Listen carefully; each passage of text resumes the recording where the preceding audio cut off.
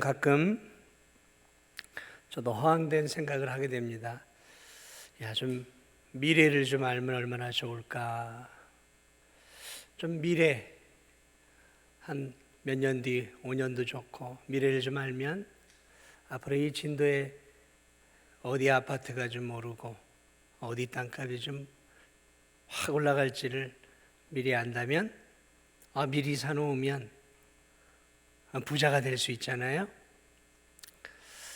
이게 미래를 안다라는 것은 어떤 측면에서는 참 신이 나는 일일 수도 있겠구나, 그런 생각을 해봅니다. 저만이 아니라 일반적으로 대부분의 사람들은 미래를 알고 싶어하는 경향이 있어요. 그래서 사람들은 자신들이나 자신들의 자녀들의 어떤 운세죠, 내년 운세, 올해 운세, 또는 직장이나 사업의 어떤 미래를 알기 위해서 좀 용하다고 하는 무당을 찾아가서 복채도 많이 주면서 좀 내 미래가 어떻소 하고 이렇게 이제 그런 거잖아요. 내 미래가 어떻소 좀 알려주셔 그러면서 이제 비싼 돈을 지불을 하죠. 무당을 찾기도 하고 점집에 가서 다양하게 이제 이게 점도 치는 거죠. 교인들 가운데에도 이 신문이나 잡지 이런 것들 보면 요즘 이렇게 오늘의 운세란이 있어요. 오늘은 물가를 조심하시오. 오늘은 여자를 조심하시오. 이런 그런 것들이 이렇게 있어요. 재미삼아 이렇게 하는데 처음엔 재미지만 시간이 지나면 그것을 이제 믿게 되죠. 그래 이 교인들 가운데도 오늘의 운세란 이런 것들에 마음을 기울이거나 때로는 가서는 안 되는 점집이나 용하다는 무당을 찾아가 자신들의 내년도의 그 사주팔자나 기흉 이런 것들을 확인하곤 하죠. 심지어는 자식들, 내 사랑하는 아들, 딸이 결혼을 하게 되면 그런 배우자 될 여자를 데리고 가서 이게 궁합이 맞는지 그렇게 따져보는 교인들도 있습니다. 글쎄요, 저는 그런 교인을 교인이라고 보지 그리스도인이라고 보지는 않아요. 그 정도면 참 그리스도인들은 그런 데 다니지 않습니다. 아니죠. 다녀서는 안 되죠. 왜냐하면 그건 우상을 숭배하는 거거든요. 하나님을 의지하는 게 아니라 다른 무당을, 귀신을 의지하고 섬기는 것이니까 그것은 엄밀하게 얘기하면 구약으로 치면은 죽을 죄를 지는 거죠. 자, 어쨌든 이 모든 사람들, 특별히 그리스도인들도 마찬가지고 늘 시대를 초월해서 모든 사람들은 알고 싶어요. 특별히 그리스도인들이 알고 싶은 게 있어요. 그것이 먼 미래 그런 게 아니라 예수님의 재림에 대해서 많이들 궁금해해요. 언제쯤 예수님이 이 땅에 오실까라는 거죠. 삶이 힘들고 먹고 살기 어렵고 또 이렇게 신앙을 지키는 것이 이렇게 힘들 때 이제 핍박이라 그러죠. 박해를 받게 되어질 때 성도들은 예수님의 재림을 사모하게 되어집니다. 그리고 궁금해하죠. 한국교회도 한참 어려웠잖아요. 일제시대 때도 믿음을 지키는 게 어려웠고 6.25 전후좌우를 해서 믿음 생활하는 것이 참 어려운 때가 있었어요. 지금으로서는 상상하기 어려운 때였겠죠. 자, 이렇게 어려울 때는 재림에 대한 기대감과 소망이 생기면서 언제 우리 예수님이 이 땅에 오실까 사모하게 되어지는 거죠. 우리의 몸이 너무 힘들고 그러면 우리가 빨리 천국 가야 되는데 그 천국 소망이 더 간절해지는 것처럼 재림도 마찬가지죠. 삶이 어렵고 고난이 찾아오고 힘들면 주님의 그 재림을 기대한다라는 것이죠. 자, 그러다 보니까 이 한국교회 안에도 어려운 시기를 틈타서 많은 이단들이 발흥을 했고, 특별히 시한부 종말론을 주장하는 이단들이 우리나라에 우후죽순처럼 많이 일어났어요. 지금도 많이 있습니다. 여러분들이 잘 몰라서 그렇지, 이 작은 소 집단으로 이렇게 모이는 것은 지금도 많아요. 과거 한국교회는 주님이 오실 것이라는 이 재림의 임박성을 주장하는 이단과 사이비들로 인해 많은 그리스도인들이 미혹을 당했죠. 빠졌어요. 그 안에는 참 그리스도인들도 많이 있었어요. 너무 순수했어요. 순수한 정도를 넘어서 사실은 성경에 대한 지식이 없었던 거죠. 성경에 대한 지식은 없고 재림에 대한 갈망은 있다 보니까 이단들이 그 틈을 파고들어서 자신들이 날짜를 정하는 거죠. 1990몇 년에 12월 28일 이런 식으로 이렇게 날짜를 다 정한단 말이죠. 그러면 그 이단에 빠진 사람들은 이제 예수님이 오시는구나, 이제 영원한 천국에 가는구나 하고 이제 기대감에 부풀어 그 이단에 빠져 그 이단의 교주가 하는 대로 다 시키는 대로 다 하죠. 교주들이 하는 얘기가 무엇입니까?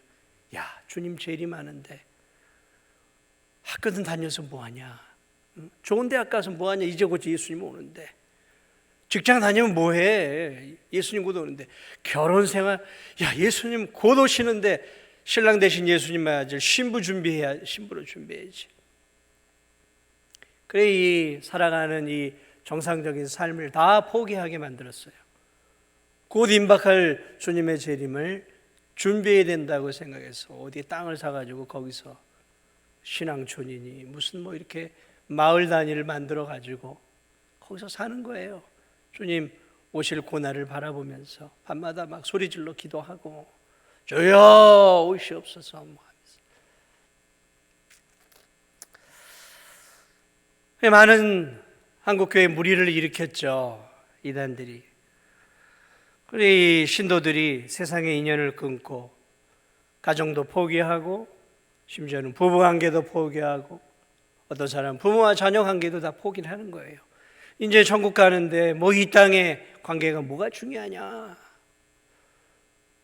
그래가지고 막 그게 열풍이 불어가지고 이 사람들이 사회에 많은 무리를 일으켰습니다. 사랑하는 여러분, 예수님이 언제 오실지 알 수 없지만 주님이 언제 우리에게 평상시의 삶, 정상적인 삶을 포기하라고 하신 적이 있나요? 그런 적은 단 한 차례도 언급하지 않으셨어요. 주님이 하시는 말씀은 언제나 깨어 있으라였지 지금의 삶을 포기해라, 나만을 바라보고 정상적인 삶 이제 내려놔라, 끝났다, 이렇게 말한 적 한 번도 없어요. 자, 이런 극단적인 종말론 이단들이 수도 없이 발흥을 했다가 지금은 좀 잠잠하죠. 근데 지금은 그보다 더 심각한 문제가 있어요. 그것은 뭐냐면 재림에 관심이 없어요. 성도들이 먹고 살만하니까 옛날에는 힘들고 어려우니까 주여 주 예수여 어서 오시옵소서 간절히 재림을 소망하고 그날을 바라봤는데 지금은 재림에 대한 관심이 없어요. 관심이 없어요. 지금 한때는 재림에 대해 너무 관심 많으니까 휴거니 666이니 별의별 이단들이 일어나서 막. 근데 지금은 그런 데 관심이 없어요. 왜요? 이 사는 게 재밌거든요. 주머니에 돈도 있고. 눈을 들어 대도시를 바라보세요. 눈을 들어 대도시를 바라보세요. 거기가 천국이에요. 천국이에요. 돈만 있으면 다 할 수 있어요. 다 할 수 있어요. 온갖 쾌락과 즐거움을 다 누릴 수 있어요. 그러니까 재림은커녕 재림이 뭔지도 모르고 살아가는 성도들도 있어요. 심지어 여기가 좋은 거예요. 이 땅에 안락하고 여기서 이렇게 행복한 일상을 살기를 원하는 성도들이 지금은 훨씬 더 많아졌어요. 이 예수님의 재림에 대한 궁금증은 오늘 이 시대의 사람들보다는, 성경을 보면 이 초대교회의 성도들은 우리들보다 한 10배 이상은 예수님의 재림을 기다리며 살았어요. 간절하게 기다렸어요. 오늘 본문을 보니까 이 어린 신앙인이었던 이 데살로니가 성도들, 이제 예수님 믿은 지 얼마 안 됐어요. 영적으로 갓 태어난 아이들과 같은 신앙인인데, 바울이 얼마나 말씀을 잘 전해놨는지 이 성도들이 재림을 소망하면서 살아가고 있었어요. 그런데 바울이 오랫동안 잊지 못했어요. 길어야 3개월 가르쳤어요. 그러다 보니까 깊고 넓게 못 가르쳤단 말이죠. 신앙은 어려요.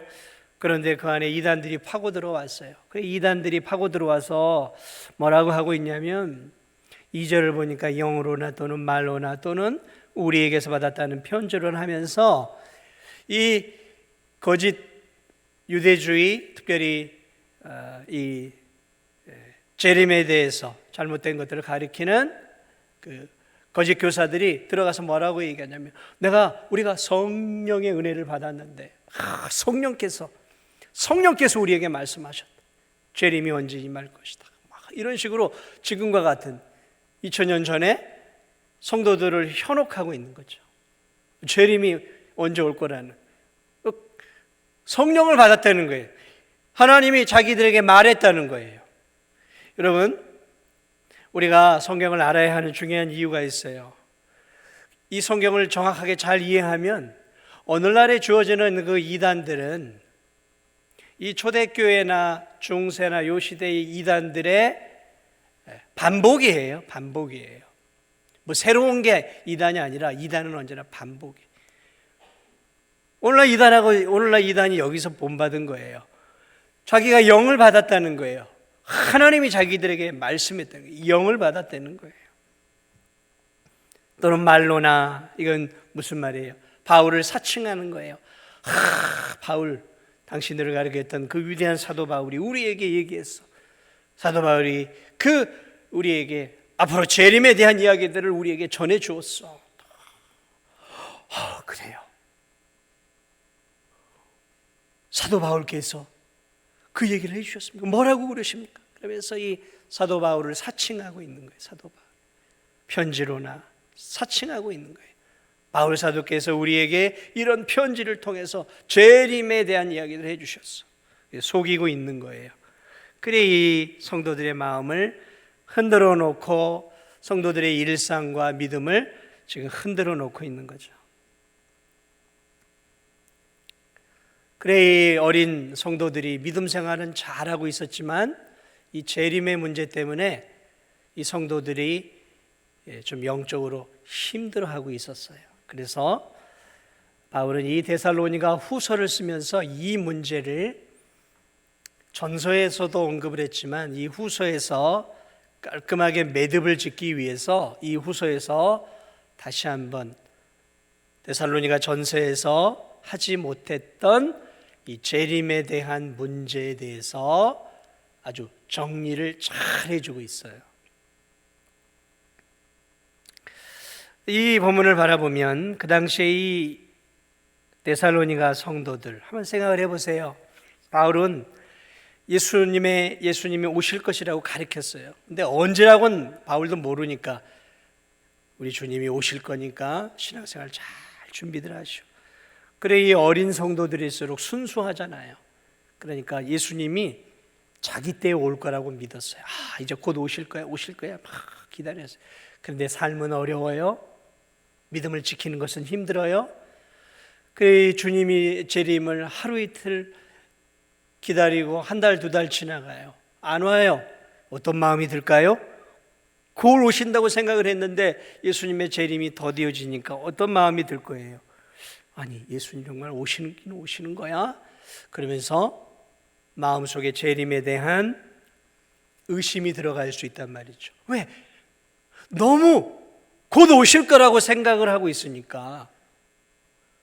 그런데 하루 이틀, 한 달, 두 달, 세 달 이렇게 지나가고 1년이 지나가는데 안 오니까 초급해지고, 그런 마음속에 무슨 마음이 들어요? 진짜 오시나? 아니 곧 오신다고 하는데 왜 안 오셔? 그러면서 이들의 마음속에 재림에 대한 의심이 들어갈 수도 있단 말이죠. 재림에 대한 의심이 들어간다는 건 뭘 얘기해요? 바울이 전한 복음 전체가 이제 흔들리고 의심스러워질 수도 있다라는 거예요.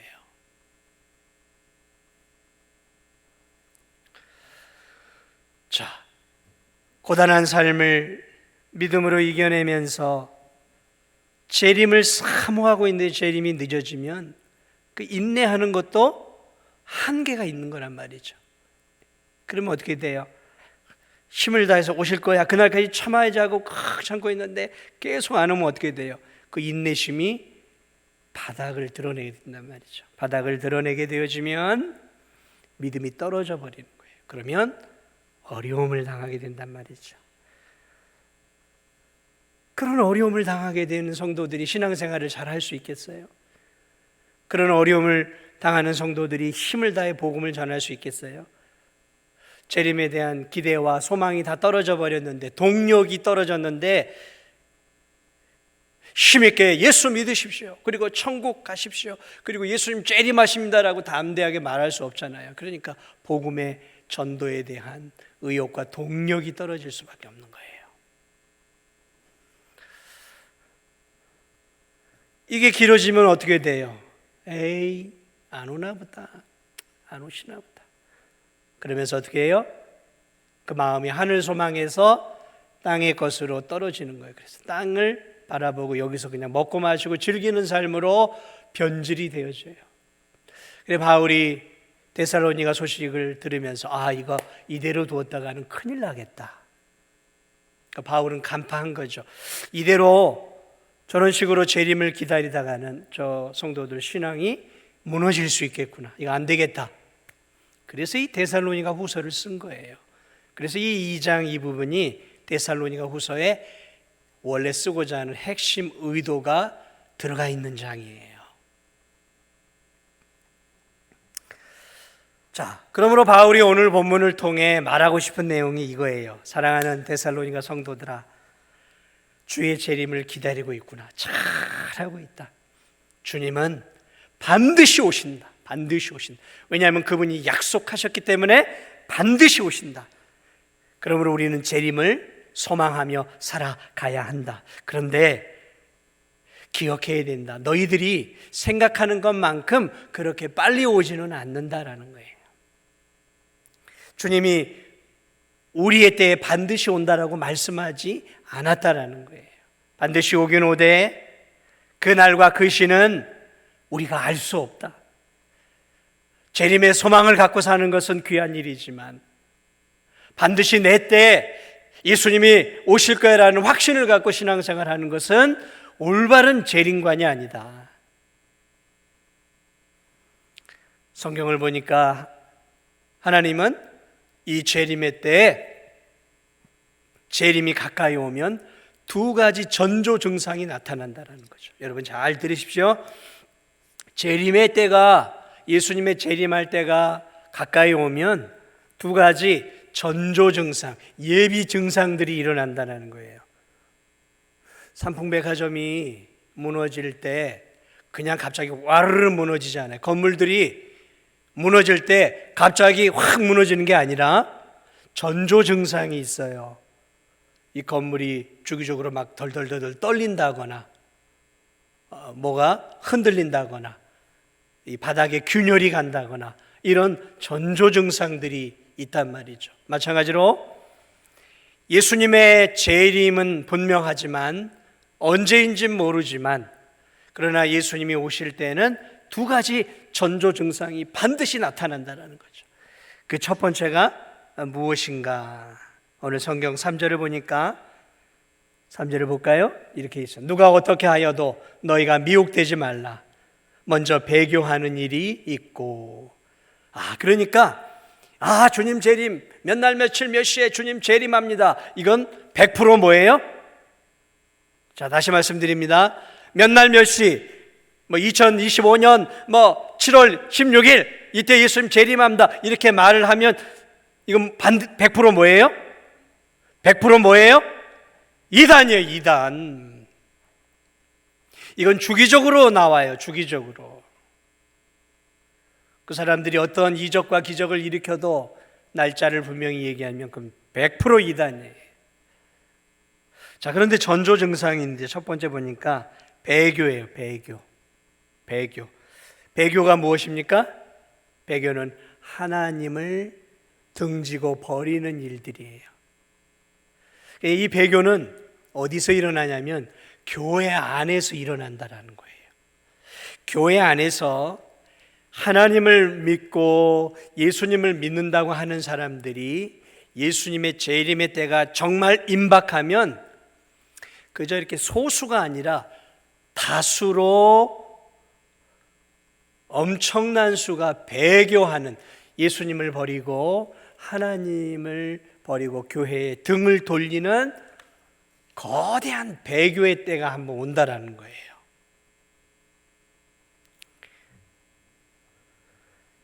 그걸 종말이라 그러죠. 마지막 때 그런 거대한 배교가 일어나는. 그러니까 뭐 한두 그룹 그게 아니라 이게 뭐 거대한 물결처럼 수많은 교회 안에서 하나님을 믿고 예배를 드린다고 하는 수많은 교인들이 하나님으로부터 예수님으로부터 등을 돌리는 때가 온다는 거죠. 마지막 때 진짜 예수님 재림이 임박할 때는 그런 일이 일어난다는 거예요. 그런 이제 전조 증상들이 일어나는데 그런 것들의 이제 예비 증상들이 우리가 이제 구약 시대에 볼 수 있는 거죠. 구약 시대. 예를 들면 이스라엘 백성들이 사사 시대에 들어가서 얼마나 자기 소견대로 살잖아요. 하나님을 섬기다가 한 손에는 하나님을, 한 손에는 우상을 섬기게 되잖아요. 그리고 이 하나님을 내려놓잖아요. 이게 국가적인 배교예요. 이런 때가 온다라는 거예요. 진짜 마지막 때가 오면 소수만 남는다는 거죠. 그때가 또 언제 일어나냐면 이스라엘 아하방 시대죠. 이 아하방 시대, 북이스라엘 이세벨이라고 하는 시돈의 여인이 아하방을 사로잡으면서 마음을 훔치면서 국가적으로 거대한 배교가 일어나서 어떤 일이 일어나요? 의인들은, 선지자들은 다 땅속으로 숨습니다. 그리고 홀로 활동하는 것은 엘리야 하나였어요. 그리고 바알과 아스타로스를 국가신으로 섬기죠. 이게 이제 거대한 배교예요. 그러니까 이런 게 국가적으로가 일어나는 정도가 아니라 전 세계적으로 일어날 때가 온다라는 거죠. 전 세계적으로 눈에 두드러지게 참된 성도들이 통곡할 만큼 엄청난 배교가 마지막 때에 주님의 재림 전에 일어난다는 거죠. 자, 또 하나 예수님의 재림 전에 일어날 게 있는데 그것이 뭐냐면 불법의 사람이 나타나요. 불법의 사람. 3, 4절 볼까요? 3, 4절 보니까 누가 어떻게 하여도 너희가 미혹되지 말라. 먼저 배교하는 일이 있고 저 불법의 사람 곧 멸망의 아들이 나타나기 전에는 그날이 이르지 아니하리니 그는 대적하는 자라. 신이라고 불리는 모든 것과 숭배함을 받는 것에 대항하여 그 위에 자기를 높이고 하나님의 성전에 앉아 자기를 하나님이라고 내세우느니라. 이 한 사람이라고 할 수도 있고 다수일 수도 있어요. 한 무리일 수도 있어요. 거기에 속해 있는, 이게 이제 이 불법의 사람이 국가일 수도 있고 한 사람일 수도 있고 그 사람에게 속해 있는 그 무리일 수도 있어요. 근데 이 사람이 나타나면 어떻게 해요? 그는 대적하는 자라는 거죠. 대적하는 자. 이것을 다른 말로 얘기하면 적그리스도라고 말해요. 누구를 대적하냐면 예수님을 대적하는 자로 나타나요. 그러니까 예수님을 대적하는 자로 확 드러난다라는 거죠. 이걸 적그리스도라고 하는 거예요. 그리스도를 대적해요. 그리고 이 사람은 굉장한 권력을 갖게 되어서 신이라고 불리는 모든 것과 숭배함을 받는 것에 대항하여 그 위에 자기를 높이고, 그러니까 신들 위에 자기 자신을 앉히는 거죠. 그러니까 자기를, 여기 보니까 성전에, 하나님의 성전에 앉아 자기를 하나님이라고 내세우는 자라는 거죠. 이게 보통 사람은 아니에요. 보통 권력이 아니라는 거죠. 그런데 이 사람이 어디서 나타나냐면 교회 안에서 나타난다라는 거예요. 교회 안에서. 왜냐하면 배교가 교회 안에서 일어나는 거거든요. 그러니까 마지막 예수님의 재림 때는 교회 안이 뒤집히는 거예요. 기독교가 뒤집히는 겁니다. 그래서 배교하는 수많은 사람들이 누구를 따르게 되냐면 그 불법의 사람, 적그리스도를 따르게 되는데, 이 사람은 예수님과 하나님 위에 올라앉아서 내가 예수고 내가 하나님이다, 나를 따르라라고 얘기해요. 그러니까 말씀 위에 그리스도보다 더 높은 자리에 앉아 있는 자다라는 거죠. 성경이 이 사람에 대해서 정확하게 구체적으로 이름이나 이런 것들을 언급하고 있지는 않아요. 그러나 그런 것들이 이제 이렇게 시대를 통해서 잠깐 보여준 게 있는데, 예를 들면 이 BC 2세기에 시리아를 다스리고 있었던 한 사람이 있습니다. 에피파네스 4세라고 하는 사람인데, 이게 이제 신구약 중간사에 나오는 사람인데, 이 사람은 이스라엘을 로마가 다스리기 전에 이스라엘을 다스리는 시리아의 왕이었어요. 근데 이 사람이 얼마나 못된 사람이었냐면, 이 사람의 이름을, 자기의 이름을 에피파네스인데, 원래 이 이름은 자기의 이름이 아니에요. 안티오쿠스 자기 이름. 근데 자기 이름을 에피파네스로 바꿔요. 이 에피파네스가 무슨 뜻이냐면 신의 나타남이에요. 자기를 신의 현현이다라는 거죠. 내가 육체를 입고 이 땅에 온 신이다라는 이름으로 자기 이름을 지었어요. 그래서 자신을 신격화하고 예루살렘의 성전 제사를 다 중단시키고 지성소에 은금으로 이런 이제 제단을 세우고, 거기다가 이제 제우스 신상을 세워놓고 거기다가 이제 돼지를 잡아서 제물로 바치는, 그러니까 하나님의 성전을 제우스 신전으로 만들어 버리는 끔찍한 일들을 이제 저지르거든요. 이런, 다시 말하면 이제 하나님의 교회 안에서 일어나는 일들이라는 거죠. 중세 시대에는 이게 이제 교황 같은 사람이었죠. 그래서 교황의 말은 성경의 권위 위에 있습니다. 지금도 마찬가지예요. 교황의 말은 성경 위에 있지 성경 아래에 있지 않습니다. 근데 앞으로 이제 나타날, 마지막 때 강력하게 나타날 이 적그리스도가 누구인지에 대해서는 우리가 쉽게 함부로 말할 수 있는 부분은 아니에요. 그런데 성경은 그렇게 큰 두 가지를 말하고 있어요. 이 마태복음 24, 25장에 보면 예수님은 재림의 때에 또 몇 가지를 이야기했어요. 재림의 징조들. 그래서 재림 전에는 온 세상에 복음이 다 전해진다라는 거죠. 그러니까 복음이 다 전해지고 하나님이 선택한 백성이 다 믿으면 그때 예수님이 온다는 얘기예요. 예수님 말씀이에요. 그리고 마지막 재림 때에는 처처의 기근과 지진이 일어나고, 그리고 이 세계 곳곳에서 전쟁들이 일어난다라는 거죠. 전쟁들이 많이 일어난다라는 거예요. 예수님의 말씀과 오늘 이 성경의 말씀을 보면 재림 전에 그러한 징조들이 나타난다라는 거죠. 자, 저는 예수님이 언제 오실지 정확하게 알 수 없습니다. 여러분도 알 수 없어요. 제가 오늘 이 본문의 말씀을 통해 전하고자 하는 말씀의 핵심은 무엇이냐면, 왜 예수님은 재림의 전조를 알려주셨는가예요. 왜 예수님은 오늘 이 데살로니가서의 하나님은 바울을 통해 재림의 전조, 마지막 때의 전조를 알려주셨는가예요. 전조를 알려주셨다는 것은 재림이 임박했다라는 것이지만 아직 재림이 이르지 않았다라는 거예요. 다시 말하면 그런 재림의 증상들을 통해서 성도들이 어떻게 살기를 원하시는지 하나님이 우리에게 보여주고 있다는 거예요. 만약에 성도들을 위한 게 아니었으면 그냥 재림하시면 되잖아요. 그냥 재림하시면 되잖아요. 그래서 재림하셔서 예수님 믿는 자는 천국으로, 믿지 않는 자는 심판해서 지옥으로 그냥 던지시면 되잖아요. 그런데 왜 재림의 징조를 주셨냔 말이에요. 왜 우리에게 재림의 징조를, 우리에게 데살로니가 성도들에게, 이 땅을 살아가는 믿음의 성도들에게 알려주셨냔 말이죠. 왜냐하면 재림의 징조는 믿지 않는 자들을 위한 게 아니라 믿고 있는 성도들을 위해 주신 거예요. 왜?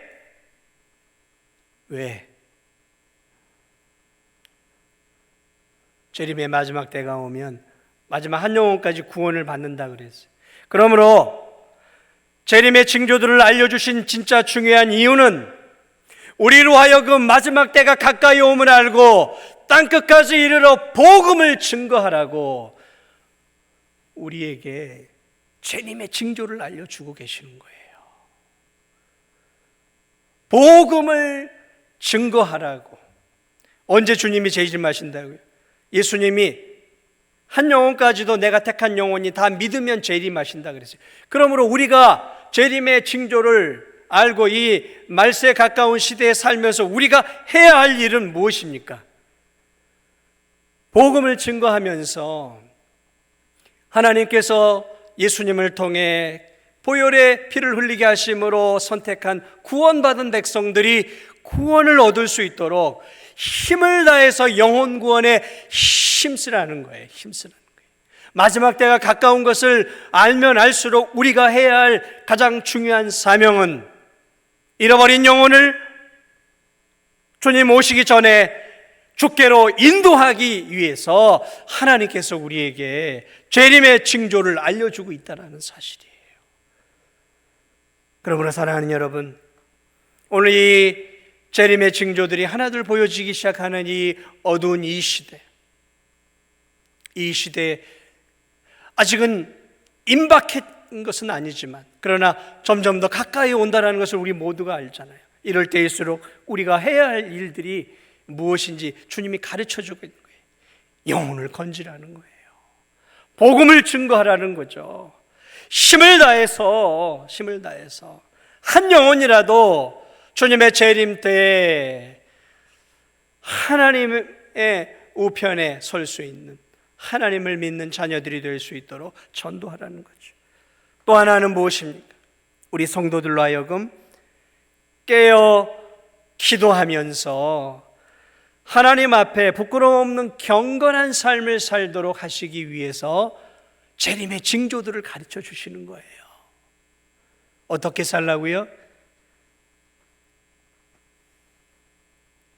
예수님이 신랑으로 우리에게 오시잖아요. 우리는 이제 예수님을 맞이하는 영적인 신부란 말이죠. 그러므로 재림의 때가 가까이 올수록 우리가 깨어서 우리 자신을 준비해야 하는 거예요.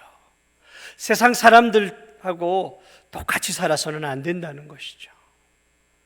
주님의 마지막 때가 가까움을 볼수록 경건으로 옷을 입어야 하는 거예요. 깨어서 기도해야 하는 거예요. 죄에서 멀어지는 삶을 살아야 하는 거예요. 주님이 우리에게 원하시는 삶이라는 것이죠. 그래서 재림이 가까이 옴을 볼수록 주님 앞에 온전한 모습으로 설 수 있도록 우리 자신을 준비시키는 거예요.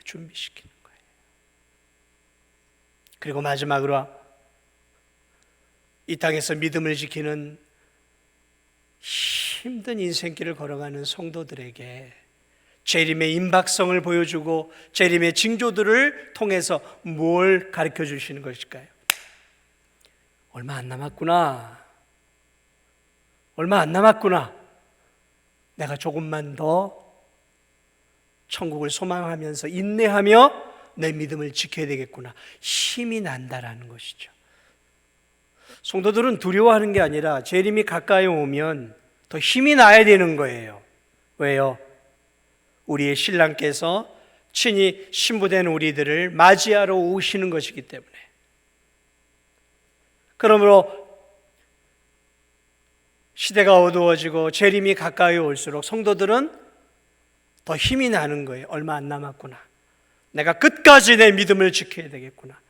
이 힘든 어려운 상황 속에서도 흔들리지 말고 내게 주어진 직분을 잘 감당하고 몸된 교회를 세우면서 내가 살아야 되겠구나. 또 힘을 내는 것이죠. 힘을 내는 것이죠. 사랑하는 여러분, 우리의 소망은 이 땅에서